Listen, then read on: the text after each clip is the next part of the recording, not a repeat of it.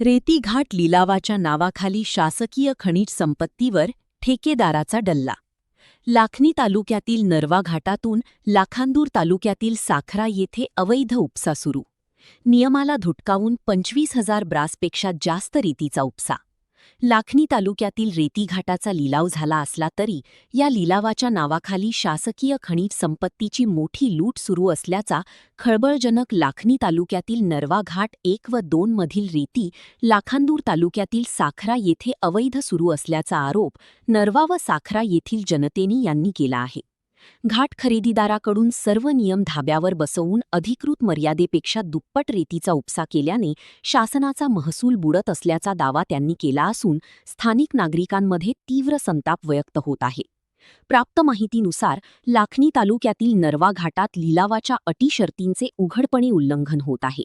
घाट number 1, घाट number 2 मिळून 15,901 brass रेती उपसा करण्याची परवानगी असताना केवळ 8 दिवसात अंदाजे 25,000 ब्रासपेक्षा जास्त रेती उपसून घाट मालकाने साठेबाजी केली आहे. ही साठेबाजी लाखांदूर तालुक्यातील साखरा येथे साठवणूक करण्यात आली आहे. नियमानुसार रेती वाहतूक करणाऱ्या वाहनांना जीपीएस असणे बंधनकारक आहे. मात्र येथे 30 ते 35हून अधिक ट्रॅक्टर्स विना जीपीएस व घाटावर सीसीटीव्ही कॅमेरे न लावता रेतीची चोरटी वाहतूक करत आहेत. उपसा केलेली रेती शासकीय जमिनीवर, वनविभागाच्या क्षेत्रात आणि लोकांच्या पट्ट्याच्या जमिनीवर जबरदस्तीने डंप केली जात आहे.